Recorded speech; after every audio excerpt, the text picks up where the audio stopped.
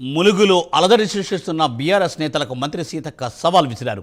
ఆత్మహత్యలకు బీఆర్ఎస్ నేతలే కారణమని ఆమె ఆరోపించారు. అమాయకులను రెచ్చగొట్టి ఆత్మహత్యల వైపు ప్రేరేపిస్తున్నారని మండిపడ్డారు. పోలీసుల సమగ్ర విచారణలో పూర్తి నిజాలు బయటపడతాయన్నారు మంత్రి. 10 ఏళ్లలో మీరు కాంగ్రెస్ కార్యకర్తలపై పెట్టిన అక్రమ కేసులు ఎన్ని అని ప్రశ్నించారు.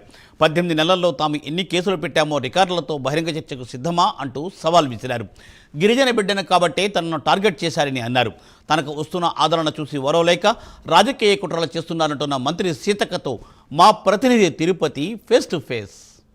ములుగు జిల్లాలో రాజకీయాలు వేడెక్కే బీఆర్ఎస్ పార్టీ నేతల మధ్య కాంగ్రెస్ పార్టీ నేతల మధ్య మాటల యుద్ధం కొనసాగుతుంది. ఈ రోజు మంత్రులు పర్యటన ఉంది. ఈ నేపథ్యంలో బీఆర్ఎస్ పార్టీ సంబంధించినటువంటి నేతలు పిలుపునిచ్చినటువంటి పరిస్థితి. అసలు ములుగు జిల్లా నియోజకవర్గంలో ఎటువంటి పరిస్థితున్నా, ఎందుకు రాజకీయాలు అక్కడ చెప్పండి, అసలు ఎందుకు ములుగు నియోజకవర్గంలో బీఆర్ఎస్ పార్టీ కాంగ్రెస్ మధ్య మాటల యుద్ధం కొనసాగుతుంది? ఈ రోజు బీఆర్ఎస్ ఎందుకు పిలిపించిందంటే ఏం చెప్తారు? ఈ రోజు మేము ఇల్లులు ఇస్తా అంటే సహించలేక స్వయంగా వాళ్ళ కార్యకర్తలకు రిలేషన్స్ ఉండే వాళ్ళని చావులకు ప్రేరేపించి వాళ్ళ చావులకు కారణమయ్యేది వాళ్ళు. మళ్ళీ పోలీసులతో కేసులు పెట్టిస్తున్నారని ఆరోపణలు చేస్తున్నారు. నేను సవాల్ విసురుతున్నా, మీ 10 సంవత్సరాల కాలంలో ఇదే ములుగు నియోజకవర్గంలో ఎంతమంది మీద SC ST కేసులు పెట్టి జైల్లో పెట్టిరు టీఆర్ఎస్ వాళ్ళు, మేము నిరూపిస్తాం. ఎన్నిసార్లు మా వాళ్ళందరినీ పోలీస్ స్టేషన్లో పెట్టి అక్రమ కేసులు పెట్టిరో మేము నిరూపిస్తాం. ఈ 1.5 ఇయర్లో, ఈ 18 మంత్స్లో మేము ఎంతమంది మీద కేసు పెట్టినా మీరు నిరూపించాలి. ఇదే నా సవాలిగా. కేవలం ఇక్కడ వాళ్ళ ఉనికి లేదు, అడ్రస్ లేదు. ఎవరికైనా ఇల్లు రాకుంటే పోయి సొంత గ్రామాలలో లీడర్లు ఆ ఊర్లలో మేము 50 ఇండ్లు 20 ఇండ్లు ఇచ్చి పాపం వాళ్ళని ఆదుకుంటా అంటే కళ్ళలో నిప్పులు పోసుకుంటున్నారు వాళ్ళ క్యాండిడేట్లు, వాళ్ళ లీడర్లు. ఇవాళ ఎలక్షన్ల ముందు ఏమన్నారు, మీ అందరికి ఇల్లులు ఇచ్చినాకనే, ఇల్లులు కట్టించినాకనే మేము కట్టుకుంటాం అన్నారు.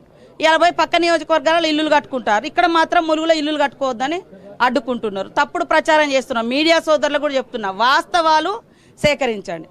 ఇవాళ చలవాయిలో కూడా ఆ సంఘటన మేము బాధపడ్డాం. అదేవిధంగా బుట్టాయిగూడెంలో కూడా మేము బాధపడ్డాం. బుట్టాయిగూడెంలో గ్రామ సభ జరుగుతుంటేనే మందు డబ్బా పట్టుకొని వచ్చి తాగాల్సినటువంటి అవసరం ఏందే? ఆయన ఎవరు? టీఆర్ఎస్ కార్యకర్త. వాళ్ళ కార్యకర్తల చావుల మీద రాజకీయం చేస్తున్నారు.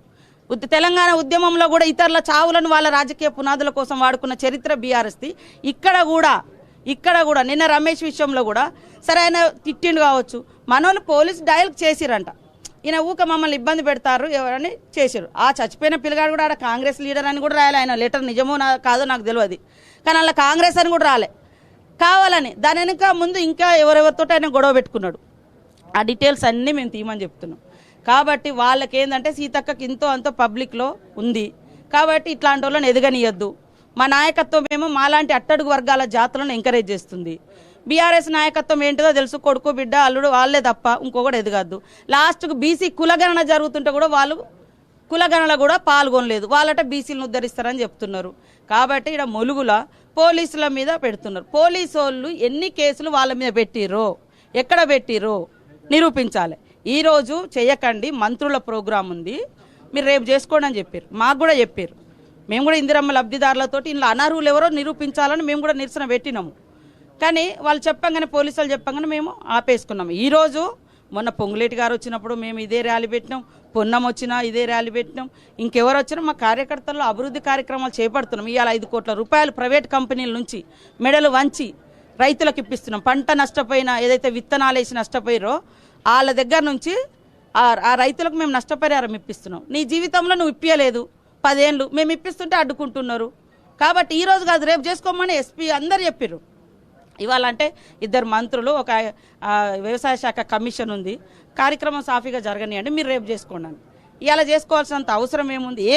ఏం జరిగిందని ఇవాళ మీరే కాదు, ఆ రమేష్ చనిపోయిన విషయంలో, చల్వాయి విషయంలో నిన్న మేము కూడా పోలీస్ స్టేషన్లో కేసు పెట్టినాం. మాకు కూడా వాస్తవాలు తెలవాలి.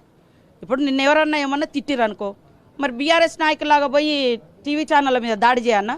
పోలీసులకే కదా మనం చెప్పేది. పోలీసులకు డయల్ నెంబర్ చేసిర్రు, ఆయనని అరెస్ట్ చేయలేదు, కేసు పెట్టలేదు. మీరు పోలీస్ స్టేషన్లో పోయి రికార్డ్స్ అన్ని పరిశీలించండి. అట్లా చేయొద్దురా బాబు అని చెప్పిపోయారు. కానీ ఆయన చెప్పినందుకే జరిగింది, లేదా మావోళ్ళు ఏదో కంప్లైంట్ ఇచ్చినందుకే జరిగింది అనేది అబద్ధం. దానికి ముందు వెనుక ఏం జరిగిందో కూడా విచారణ చేపట్టాలని మేము కూడా కోరుతాము. ఈ మావోయిస్టుల పేరుతో లేఖలు కావచ్చు, కాంగ్రెస్ పార్టీ సంబంధించిన పేర్లు లేఖలు ఏం చెప్తారు? లేఖలు అదే అంటానా, ఎన్నో ప్రయోగాలు చేస్తున్నారు ప్రతిపక్ష పార్టీలు. ఆ లేఖలో ఒకటి ఉంటే సరే, అది డూప్లికేట్ అని నిన్న మొన్న మళ్ళీ వచ్చింది. దాన్ని ఆ బీఆర్ఎస్ పార్టీ పత్రికలు ఒక ఆడ మనిషిని, ఒక అట్టడుగు వర్గాల మనిషిని, సిగ్గుపడు సీతక్క, ఎందుకు సిగ్గుపడాలనే నేను పబ్లిక్లో ఉన్నందుక ప్రజలతో పనిచేస్తున్నంత సిగ్గుపడాలి. నీలాంటి వాళ్ళు సిగ్గుపడాలి. ట్యాపింగ్ చేసి పెళ్ళ మొగల తింది, సొంతంగా చెల్లెది అక్క తిన్నారు అనేది మొత్తం బయటకు వస్తుంది. మీ సొంత చెల్లెనే చెప్తుంది మాయి కూడా విన్నారట ఇంత అని. నిన్న ఒక ఇంటర్వ్యూలలో చూసినాం. ఇట్లాంటివన్నీ మేము వింటున్నాము. మీలాంటి వాళ్ళు సిగ్గుపడాలనే. మాలాంటి వాళ్ళు ఎన్నో ఏళ్ళుగా కష్టపడి ఈ జాతులు సమాజానికి దూరంగా ఉండేటువంటి జాతుల నుంచి వచ్చి మేము ప్రాతినిధ్యం వహిస్తున్నాం. నా మీద ఇంత కక్ష ఎందుకు కేటీఆర్? నీకు కేటీఆర్ ఫోన్లు చేసి వాళ్ళ ఎమ్మెల్యేలకు మాజీ ఎమ్మెల్యేలకు ఫోన్లు చేసి పోండి పోండి పోండి అని ప్రోత్సహిస్తున్నాడు. నా అలాంటి ఆడబిడ్డతోటి ఒక అట్టడుగు వర్గాల బిడ్డతోటి పెట్టుకోవడం ఎందుకు? ఆయనకి దమ్ముంటే అక్కడ ఉన్నాడు మా సీఎం, ఆయనతో మాట్లాడు. ఆయన మా సీఎం గారు ఒకటి డిమాండ్ చేస్తే నువ్వేమో రెచ్చగొట్టేది. వాడు వీడు ఇదేం సంస్కారం? ఏం నేర్చుకున్నావు నువ్వు అమెరికాలో? నిజంగా మా సీఎం గారు అంటారు నువ్వేం చేసినావో అక్కడ అని. కానీ అంతకంటే కూడా దారుణంగా ఉంది నీ వేష భాష. కాబట్టి ఆడోళ్ళ జోలికి వచ్చినోడు ఎవ్వడు చరిత్రలో బాగుపడలే. నన్ను ఓడియాలని చాలా కోట్లు ఖర్చు పెట్టారు, 100 కోట్లు. ఆ రోజు కూడా చెప్పిన నాశనం అయిపోతామని చెప్పిన, నాశనం అయిపోతుంటారు వాళ్ళ కుటుంబం అంతా. నా నోటి వాక్యం అదే. నేనేమనను వాళ్ళను. మొదటి నుంచి కూడా మీరు కూడా అనేక సార్లు ఎలక్షన్ల సందర్భంలో నా వాయిస్ విన్నారు. నేను తప్పు చేయలేదు. నేను ఏ పోలీస్ స్టేషన్లను వాడుకొని వాళ్ళ మీద ఎవరి మీద కేసులు పెట్టియలే, ఎవరి ఆత్మహత్యకు మేము ప్రేరేపించలే. ఇది సత్యము. మీ వాళ్ళే ఎవరైనా చచ్చిపోతే మాకు రాజకీయం చేయొచ్చు అనేది ఈ రమేష్ విషయంలో కూడా ముందు వెనక ఇంకా వేరే చర్చలు జరిగినాయి, గొడవలు జరిగినాయి అనేది మాకున్న ఇన్ఫర్మేషన్ ఊరు నుంచి. అది కూడా మేము రికార్డ్ అంతా తీసి ఎవరిదో అయింది మేము తీస్తాం. మా వాళ్ళ తప్పున శిక్షించండి, మేమేమి ఒప్పుకోం. మొన్న మా దగ్గర ఒక విలేకరు మీద దాడి చేశారంటే వెంటనే వాళ్ళని శిక్షించాలని చెప్పినాం, మేము ఖండించినాం, కేసులు పెట్టించినాం, వాళ్ళు కోర్టుకు హాజరైనరు. కానీ మీరేం చేశారు? మరి మీ మీద రాస్తే కేటీఆర్ మీద రాసిరని ఆఫీసుల మీద పోయి దాడి చేయొచ్చు. మేము ఇలా ఖండించినాం, ఎవరైతే మా వాళ్ళు తప్పు చేసారో ఖండించినాం. అయినా దాన్ని రాజకీయం కోసం వాడుకుంటున్నారంటే ఇలా పోలీసులను వాడుకున్నది ఎవరు? ఫోన్ ట్యాపింగ్లకు వాడుకున్నది మీరు, అక్రమ అరెస్టులు చేసింది మీరు. నేను సవాల్ చేస్తున్నా మొత్తం రేపేళ్ళుండి పోలీస్ ఎస్పీ గారికి పోలీస్ స్టేషన్లో చెప్తాం. మా వాళ్ళు కూడా ఎంతమంది కేసుల పాలైనరో గత 10 ఏళ్లలో లిస్టు తీసి రేపేళ్ళుండి చెప్తాం రికార్డ్స్ తోటి. నువ్వు ఈ 1.5 2 ఇయర్స్లలో మేము వచ్చిన కాడ నుంచి ఎన్ని కేసులు అయినాయో చెప్పాలి. చెప్పకుండా ఉట్టిగా సేవ్ రాజ్యాంగం మారుద్దాం అనుకున్న వాళ్ళు ఇలా వచ్చి ఇక్కడ కూర్చొని 20 మంది సేవ్ కాన్స్టిట్యూషన్ పోలీసు రాజ్యాంగం. పోలీసులు ఎవరిని కొట్టిర్రు? ఎవరిని ఇబ్బంది పెట్టిర్రు? అంటే ఎవరిని పడితే వాళ్ళు తిడతా అంటే కూడా కనీసం మందలించొద్దా? ఇక మందలించొద్దంటే మరి ఇక ఎవడెవడైనా చంపుకోవచ్చు అనే ఉంటుంది కదా, పోలీసు వాళ్ళ పరిధిలో వాళ్ళు ఉంటుంది కదా. ఇవాళ పోలీసు యాక్ట్ కూడా కేవలం 2 మంత్రుల్లో ఉన్నాము, కమిషన్ ఉంది, మీరు రేపు చేసుకోండి అని వాళ్ళకి చెప్పారు. ఇప్పుడు కూడా చేసుకోమని చేస్తేనే వాడు కూర్చొని చేస్తారు. ఎంతమంది ఉన్నారో ఒకసారి పోయి చేయండి.